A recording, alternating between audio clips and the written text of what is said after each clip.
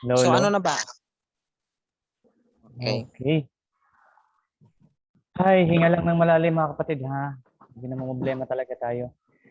So itutuloy natin. Uulitin natin Okay. yung 7 minutes. Father Dino, ikaw ba yung magtatanong? Sige, ulitin natin yung mga tanong. Sige, first question mo. Go ahead.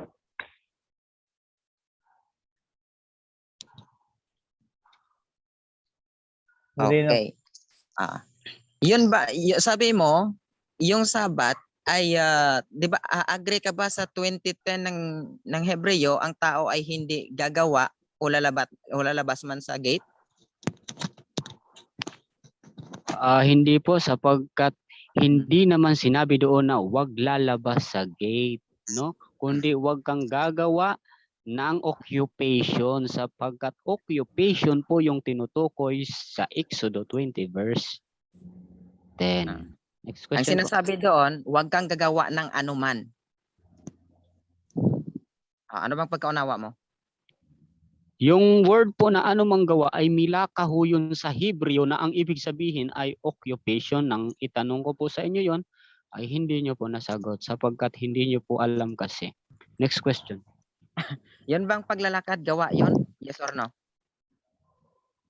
Yes po kapatid, yun po ay gawa. Datapwat si Kristo ay lumakad din naman sa araw ng Sabat. Kaya pwede po, lawful ho yung ganong gawa mga kapatid. May gawa sa araw ng Sabat na ipinagbabawal, occupation.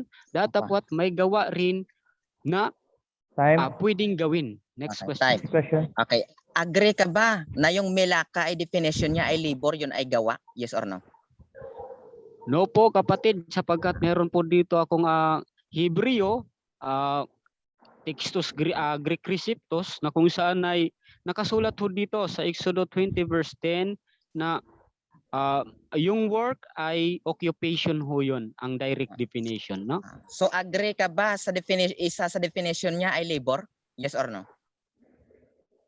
No po kapatid, sapagkat occupation po, no? Work, yun po ang direct definition. Kapag sinabi pong definition, dalawa lang po ang nakasulat dito sa aking Greek manuscript or Hebrew, no?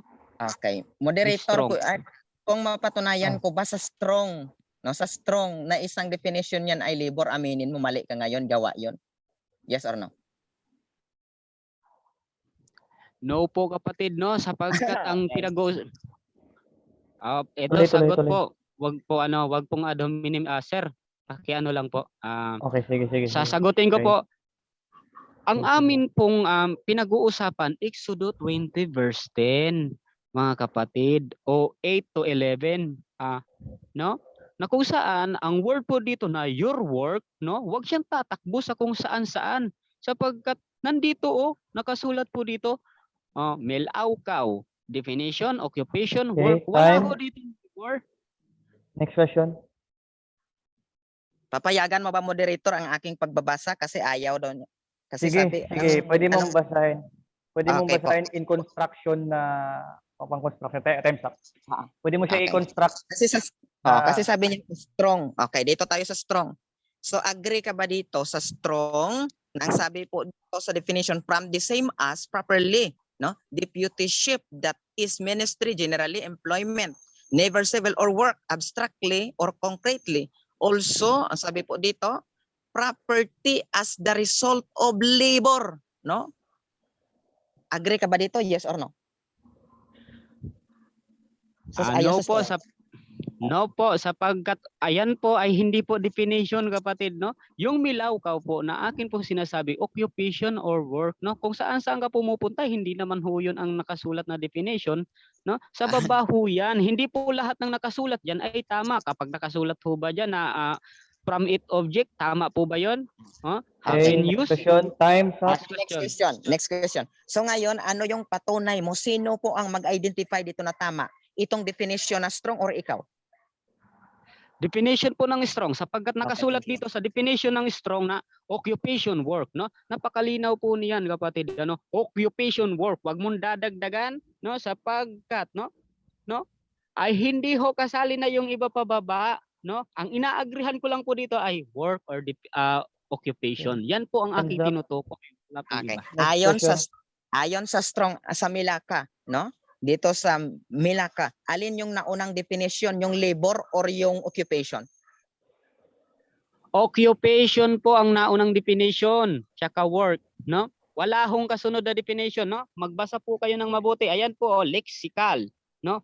Transliteration, Milaka, part of speech. Ayan po, definition. Sa origin ho kayo pupunta no? Na kung saan ay dinagdag na lang dyan kapag meron pong open parenthesis tsaka close parenthesis. Yan po ay dagdag kung mag-aaral po kayo. Next question. Dagdag. Okay. Binanggit mo dito ang last days events 220.5, the observance of the Lord's memorial, the Sabbath instituted in Eden, the seventh day Sabbath is the test of our loyalty. Tanong ko sa iyo, saan sa Biblia, ang sabi mo biblical kayo saan sa Biblia ang sinasabi na ang Sabbath is the test of our loyalty? Meron ka bang talatang ipakita sa akin o wala? Meron po, but not word for word. Genesis 2:3 na kung saan ay sinabi ng Diyos doon, Milaka din ho ang ginamit ho doon ay kaudash po pala, Yung word na kaudash doon sa Hebreo, sa Genesis 2:3 kapatid, yun po ay to keep it holy, Nakagaya ho ng sinasabi niyo na kapag pinalawak ay kasama na ho yun. Next question. Okay, next question. Ang nakalagay doon, keep it holy o is the test of our loyalty? Yan po ang sinasabi ko po doon kapatid ay Objection, moderator. yun po ay pag pinalawak. Time's up. Categorical ang tanong. Ano po yung categorical?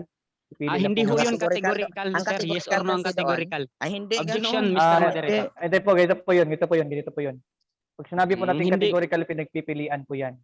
Kung may si categorical, pinagpipilian siya doon sa choice na sinabing tanong. Okay. Pipili ka doon sa dalawa niyang binigay na choice. Apart doon is next question. So ang categorical is hindi lang siya yes or no, hindi lang siya oo, tama o mali o tama.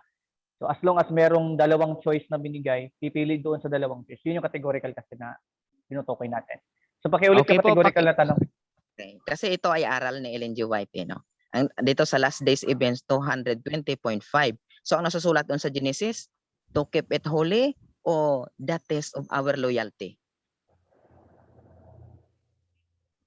Magkapareho lang po yan kapag pinalawak kapatid na Okay, yung ito to keep it question. holy kapag nangingilin ka po ng araw ng Sabat kapatid, wait lang po, sumasagot po ako. Objection. Wait lang. Magkapareho. Wait lang, ganito po yan. Pagka sinabi niyo pong magkapareho, pwede yon, tatanggapin natin yon. Pwedeng sabihin both. Instead na sabihin natin pareho, ito yung palang rules natin. Pagka pag hindi yes or hindi no, pwedeng both. Tatlo lang tayo. So pwedeng both. Ay, Ayun. okay. So, pareho Yun na or po both. yun. Pwede. Mm. Sige. So pakisabi mo na lang ng both. Both lang muna Oh. ang gagamitin nating mga term or yes or no. Okay po. Sige po. Both lang. Tuloy yung sige. Okay. Both lang po yun kapatid kapag pinalawak po yung salitang to keep it holy, to test for you to loyalty nga naman. Kapag sinabi pong to keep it holy dito sa Genesis 2:3, kapag nangingiling ka po ng araw ng Sabat, ay kinikilala mo po na ang Diyos ay ang manlalalang ng langit at lupa, na kung saan ay napapakita mo sa kanya yung iyong pagiging loyalty. Next question. Okay, next question. Sabi mong aral ng Biblia tungkol sa Sabat tayo ay biblical daw yung Sabat. So tanong ko sa iyo, saan sa Biblia na sinasabi na yung Sabat ay pantatak ng Panginoon? Okay po, dito po sa Ezekiel, 20 verse 12, Yung word po dito na sign, yan po ay tatak sa Tagalog. Next question. Okay, ang nasusulat yun bang alin po ang English na pangalan na seal, Ayun sa Tagalog niya, tatak o tanda? Tatak ho at saka tanda pareho lang ho yun, Kapatid, kung atin pong pag-aaralan, dapat alam nyo ho yun. Dapat may tinatawag ho kayong sentido common. Kapag sinabi pong sign, ito ang ating sign, ito ang ating tanda o tatak. Time. Next question. Okay, Time next natin. question. Next Time question. Okay. Sige, 10 minutes tayo. Okay, na po? Time na po. Second stand na siya. Sige, Bro Dino. Okay, so mga kapatid, nakikita ninyo, Ang sabi niya doon sa Genesis, to keep it holy, then to test of our loyalty, yung Sabbath daw. Wala doon. No, kung ating papansinin dito sa last days event 220.5, ang sabi po dito, the observance. See? Observance, nangingilin, no? Ino-observe of the Lord's memorial. The Sabbath is instituted in Eden. The seventh day Sabbath is the test of our loyalty. Kaya nga sagot na both. Kasi wala naman talaga. Ito pa, ang tatak daw ay seal. No? Sa ano daw, yung sign daw, both daw pa rin. Iisa lang daw yun. Walang ganon sa Biblia. No? Na yung Sabat ay tatak. Ayan, hanapan ko yan mamaya sa Ezekiel daw, 20:12. Walang ganon. Basahin yung mabuti mga kapatid. No? Sabi, sentido común. Na-over ka sa sentido común mo, Brother King. Kayo wala ka na sa tamang pag-iisip. No? Inunahan mo ako ng ganyan. Okay. Ito pa, ang sabi dito. Yung labor daw. Ito, tingnan natin. Tingnan natin ang strong definition kasi sa strong po siya gumamit. Tingnan natin yung strong. No, mali siya. Melaka. Pronunciation is Melakaw. Definition. Okay. Definition. No, ibig sabihin ng definition dito, from the same as properly disputation that is ministry, generally employment. Employment. Or concretely also property. Ay, property. Ayan. Inamin niya kanina dito na yung paglalakad ay gawa. Therefore, makikita ho natin dito ay labor, no? Or work. Never, sabi po dito, employment, never surveil, all work abstractly or concretely, also property as the result of labor. Yan ang ibig sabihin pala ng also property as the result of labor. Sabi niya, pag naka-close parenthesis, hindi yan totoo, idinagdag lamang yan. Iwan ko saan ba yung strong na ginagamit dito, Hebrew ito. No? Business, castle, industrious, occupation. Yes, yung occupation ho dito mga kapatid, nasa loob din po ito ng close parenthesis. See? Nakikita ho natin, siya po yung walang common sense at hindi nakakaunawa nito. No? Sabi daw, hindi niya doon nasagot yung kanyang tanong kanina dito sa Milaukaw. Kasi mga kapatid, based po sa roles kung ano yung inilatag mo, yun lang po ang itatanong, no? Siya pong hindi marunong sumunod. No, nakita ho natin, ang sabi po dito, may use manner of workmanship. See? Workmanship or goods. Ang sabi po dito sa usage niya, work, business, workmen. Ayan, workmanship, goods. No? Hindi niya talaga to nauunawaan, no? Palusot na lang po 'yan, no? Eto pa. Ang sabi niya po dito, tinanong ko siya, ano ang pangingilin? Araw ng linggo o araw po ng Sabado? Ang sabi niya po ay Sabado. So sabi ko, tama ba na yung pastor niya nangilin? Kasi ang ginagawa ng Seventh Adventist po, no? Ay nagwo-worship po yan sa araw ng Sabado. No? Nagdadasal, lumulod. Ano ba, hindi ba yan worship? Sige, dito tayo mamaya. No? Medyo bitin tayo sa time, no? Inaagaw, medyo na-delay po ang kanyang sagot, so medyo nakulang tayo sa time mga kapatid. So mamaya, bibigyan din natin ng magandang tanong yan, no? Medyo limited ang ating ano ngayon, no? Kasi sabi po dito, ang labor po ay gawa, no? Yun bang pagpapaligo? Gawa ba yan? Gawa po yan, no? So ang ginagawa nila pagsasamba sa Sabado, gawa yan. Paglalakad nila papunta doon, gawa po yan. Pagluluto, gawa po yan. That is labor. Diba kung nakakaunawa ba ng salita labor ito? No? Papalusot. Ganon pa naman mga kapatid, nakikita ho natin, no? Napatunayan natin na ang aral po nila ay mali. Hindi po according sa Bible. Okay. Ito, dagdagan ho natin. No? Tanong ko ulit dito mamaya. Ito. Sabi pa dito, Seventh-day Adventists have been chosen by God as peculiar people separate from the world by the great cleaver of truth. No? Sila daw yung malaking katotohanan sapagkat hindi po naaayon sa banal na kasulatan ang kanyang itinindig. Kanina wala pong may na-refute sa ating references mga kapatid. Kasi ako, ang gawain ko, as affirmative, titindig po ng tema. So ngayon, ang kanyang gagawin, Pamalian niya po ang aking itinindig. Wala po siyang may naipamali. Kundi ang ginawa po niya, lumatag ng Genesis na hindi ko naman binanggit, kundi ginawa niyang sariling tindig. Sa makatuwid, hindi niya po nasira ang ating tindig. Matibay na ng katayo at gumagawa-gawa lang po ng kanyang ititindig na hindi po natin sinabi. Ito, pansinin niyo ang sinasabihin niya mamaya. Ito, dagdagan ho natin. Ang sabi po dito sa kanta, mamaya na ito. Ito. Man, ang sabi ni Ellen G. White dito, sa Selected Messages, Volume 283.5. Men may get up scheme after scheme, and the enemy will seek to seduce souls from the truth. But all believe that the Lord has spoken through Sister White and has given here a message will be saved from the many delusions that will come in these last days. Aba, ito pala kung ikaw ay maniwala o sumampalataya ka kay Ellen G. White na siya ipinadala po ng Panginoon as messenger po, mga kapatid, ay ligtas ka po sa mga delusyon nitong sa mga katapusang araw po, no? Nitong katapusang araw, no? Ito pala ang kanilang sinusunod. Bakit sila nangingili ng Sabat, no? Kasi ang kanilang binibigyang puri, ganun pa man si Ellen G. White na nagtuturo ng pangingili ng Sabat sa mga Kristiyano. So ganun pa man, ito. The Sabbath, sabi po dito, the Sabbath is God's memorial of creation and rest. And at the beginning of the Sabbath commandment, He gives the word of warning, remember the Sabbath day to keep it holy. No? Kontra doon kanina, sabi doon kanina, observance. No? Ito, tingnan natin.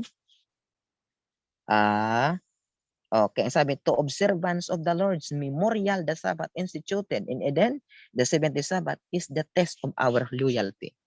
Susubukin daw ang ating loyalty, no? Sa pamagitan po ng Sabbath, pag-observe natin ng Sabbath. Napakamali naman po ito. Ito pa, remember the Sabbath day to keep it holy.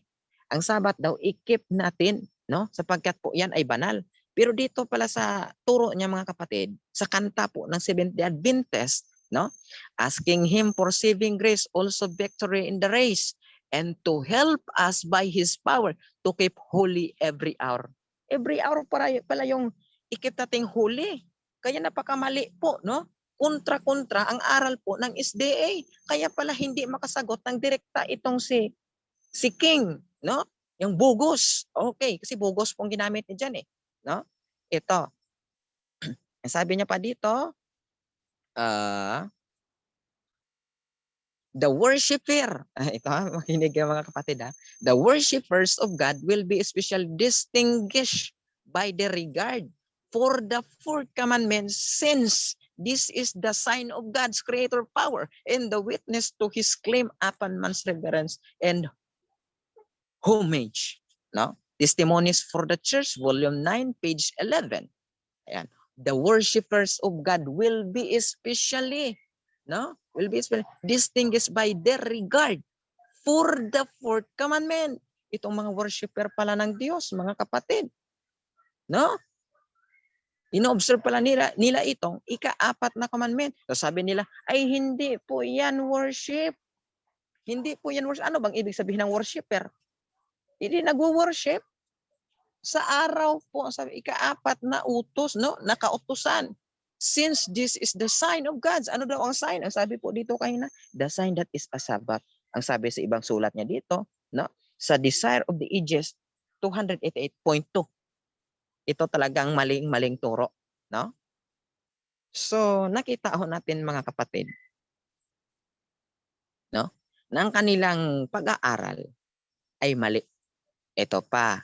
Bakit ayaw po nila ng Sunday, mga kapatid? Itong patotsada Sa Ellen G. White, The Mark of the Beast, page 23. Here we find the mark of the beast, the very act of changing the Sabbath into Sunday on the part of the Catholic Church without any authority from the Bible. Kita ho natin, ang Sabbath daw, pinalitan ng Sunday on the part of the Catholic Church without any authority from the Bible. Ipinagbibintang ho nila dito sa mga Protestante daw no? Na tayo ay sumunod sa ano daw? Sa Katoliko.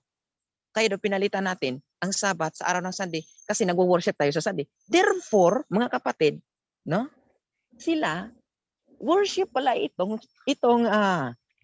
Sabat, no? Nakikita ho natin. Time Nag-worship na po sila tayo. sa po natin. Ano po? Time na po. Sorry. Okay. Okay. Medyo natagalan. Okay. Salamat, Brother Dino, sa iyong second stand ba yan?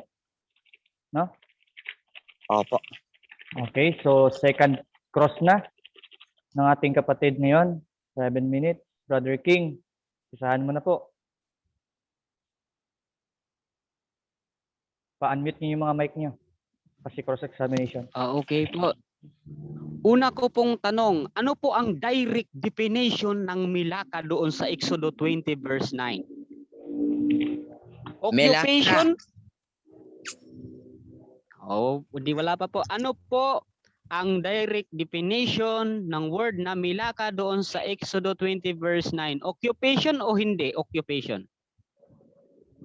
Labor at occupation po. Marami po siyang kasama, kapatid. No? Marami. Walang hindi occupation. Occupation at labor, marami. Kaya nga sabi ko sa iyo kanina, isa doon, no? Ang labor. Kaya sagot mo sa akin ay works. Ikaw po ang nagsabi na works ay labor at ang paglalakad ay gawa. Yan po ang aking sagot. Kapag nabasa ko ba sa Exodo 20 verse 8 na ang direct definition ay occupation, aaminin mong nagkamali ka? Yes or no? I know, mababasa ko kasi dito rin sa aking Hebreo, no? Na ang direct ho dito ay labor din at saka occupation. Mas nauna pa ang labor sa occupation eh. Sa strong. Okay po. Okay po. Dahil no daw po, Mr. Moderator, babasahin ko ito. Itong Exodo 20 verse 8, 20 verse 9, no? Na kung saan ang Exodo 20. Sabi po dito, your work. Galing sa Hebreo na Milaka. Definition, occupation. Tama ba ito o mali? Saan ka nagbasa? Sa Exodo 20 po. Exodo Tama ba 20. itong definition? Abay, malay ko. Basta 20, saan nga? Direct na ano? Na text, saan ba? 20, napakaraming 20 dyan eh. 20 verse 9, yung word na Milaka po, kapatid. Ito po bang Milaka. word na occupation, ay ito po bang definition na occupation? Tama ito o mali? Ay, tama din po ang occupation. Ito rin sinasabi ko na labor at saka occupation sa 10. Ituloy mo nga. Yan. Yung work dyan, kapatid, na sinasabi ko, labor at saka occupation. Kaya nga, wala akong tutol dyan kanina. Kaya nga, sabi ko dito sa 10, mas nauna pa nga ang definition ng labor kaysa occupation. Diyan ka pala pumupukus, hindi mo pala binabasa lahat eh. Yan. Okay, Okay next po. question. Dito po sa Hebrew pa rin, ano? Yung word na Milaka doon sa Hebrew, Exodo 20 verse 10. Yung definition ho ba niya ay occupation o hindi? Occupation nga at saka labor. Ano ba naman So kayo? sa makatuwid, kapatid. So sa makatuwid, occupation. Moderator, turuan mo muna yan. Ate muna. Next Sir question Dino, lang natin. Hindi pa huwag naman ka tapos magad ho. yung pagtatanong. Okay? So, opo. So, ano lang muna, no? I-lesson natin yon. Okay? Please lang po. Ngayon, pag hindi pa po tapos yung sagot niya, patapusin pa po muna. So, at tingin ko sumasagot pa si Brother Dino. So, pag matapos sa Brother Dino, saka po kayo mag-full question ulit. And then patapusin po muna yung kanyang tanong before po then sisingit din po yung tinatanong. Okay? So, pakitapos po muna ang buong tanong. Then, sagot po yung tinatanong. Sige po. Dito po sa grammar ng Exodo 20 verse 10, yung word na Milaka, alin po ang naunang definition? Occupation o yung sinasabi mong labor? Labor. No, labor ang sabi dito sa strong. No? Babasahin ko ba? Ito, babasahin ko. May time naman ako eh. Ito. Hindi po, ang definition kapatid, sapagkat sayang ang aking kapatid, no? May time ako. Objection, Mr. Moderator. Excuse me. No. Objection, Mr. Moderator. May time ako eh. Excuse me. Meron po kasi every sagot, merong allotted time ng 20 seconds. So, kailangan patapusin yun kasi allotted time niya yun. Saka po kayo magtatanong ng another pagtatapos po yun ng 20 seconds. So, meron po siyang natirang Meron siya natirang 13 seconds bakit base sa akong pagbibilang ko. So 13 seconds ang natira. Pakisagot po. Okay, melaw kao. Ang definition from the same as properly disputation that is ministry, generally employment, never servile or work, abstractly or concretely. Also properly as result of labor, business, Okay, cattle, next. industries, Time. occupation. Ayan. Next question. Yun po bang binasa mo? Yun po ba ay definition o hindi? Abay, definition brother. Nabasa ko sa'yo, definition nga eh. Kapag nabasa ko na hindi definition yun, aaminin mo mali ka. Ay hindi, definition sa aking Hebro eh. Strong Mm, po ang ginamit ko. Iwan Uulitin ko po ang ano aking tanong, kapatid. Uulitin ko ang aking tanong, ha? Yun po bang nabasa mo na as the result of labor, yun po ba ay definition o hindi? ay definition, no? Nabasa ko, ulitin ko, hindi mo ata makuha ito. Definition, no? Mula ito sa Hebreo 4,397 properly disputation that is ministry, generally employment, never servile or work abstractly, concretely, also properly as result of labor. Ganon din po ang Time. occupation, nagka-close parenthesis din po. Yan. Next question. Next question. Ang sabi mo, iba na kita dyan kasi hindi ka man sumasagot ng tama. Excuse me. Excuse me. At home po yan. So please, may warning po kayong dalawa sa akin ha. So may Okay si po. Brother Dino, may add-on sa kanina, may add-on din po kayo. So mas maganda pagka ganyan yung sasabihin ninyo sa presentation. Okay po. Next. Pero kapag nasa questioning naman tayo, sa questioning, medyo pangit na siya pakinggan. So Okay. sa ano na lang, sa proposition side na lang ninyo ano yun. Sige po, go ahead. Next question. Naniniwala po ba kayo sa writings ng Baptist Convention? Yes or no? Ay hindi, kasi hindi ako convention eh. Yan ang aking sagot. So hindi po kayo Baptist? Ay, Baptist po ako, pero hindi ako convention. Yan ang aking sagot. Okay po. So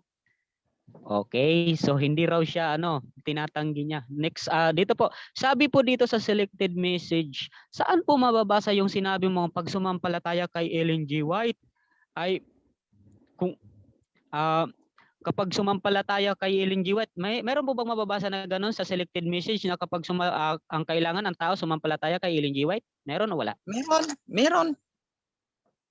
Okay po. Binigay ko na pakibasa sa iyo po. kanina. Kapag hindi po nabasa, aminin mo mali ka. Excuse me po. Wag po tayo ang mag-dictate ng isasagot niya. So since nagsabi po siya na meron, patapusin po natin yung kanyang 20 seconds. So narinig ko po yung salitang meron. So may 20 seconds po na kaakibat yon. Pakitapos po yung sasagot.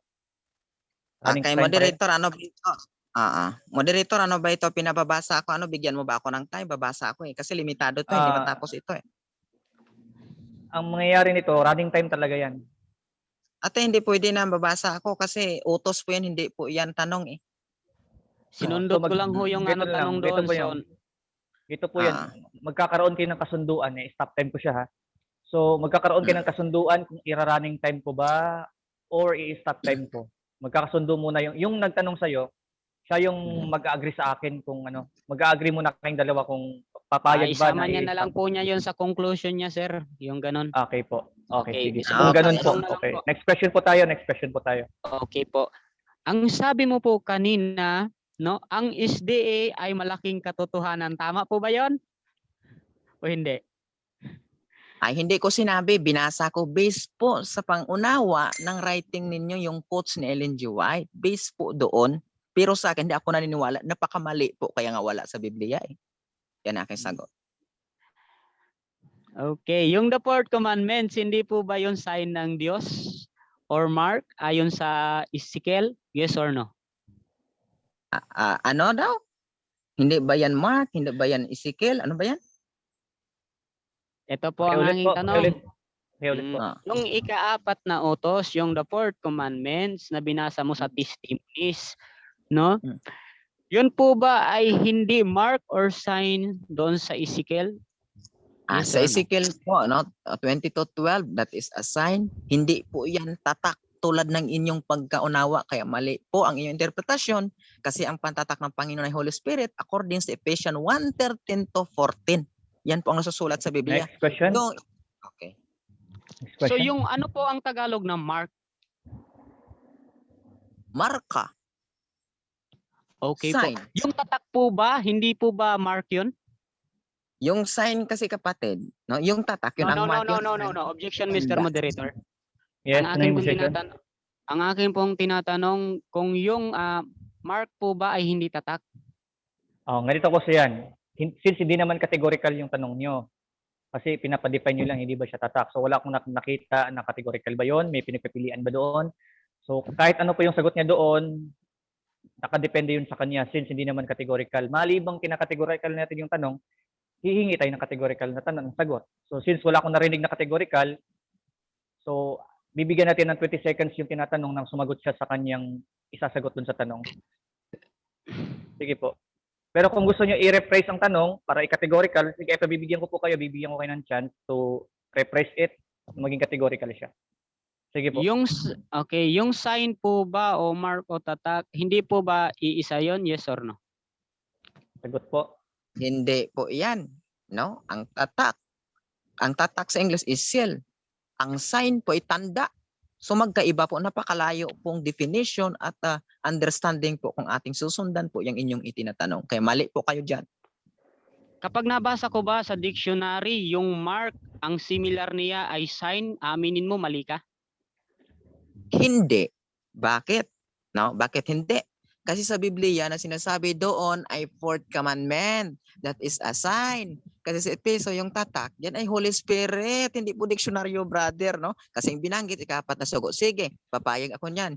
Namarka yan kung basahin nyo. Okay. No, sa dictionary na ikaapat na sugo din. Sige. Okay, po. time's up. Time's up na. So sa final stud ni Brother King, meron siya 10 minutes na naman. And then pagkatapos yan, final question ni Brother Dino. In conclusion na tayo. So mag-last stud muna si Brother King. 10 minutes. Go ahead, bro. So, okay po. Napakalinaw naman po na hindi sumasagot ng direkta itong si Brother Dino sa aking mga tanong na kung saan ay paligoy-ligoy lang, no? Hindi raw yung mark daw po, hindi raw po sign yon, mga kapatid, no? Sabi po dito sa dictionary, no? Sabi po dito, mark, no? Similar. Sign, symbol. Eh, napakalinaw po, kapatid, ano?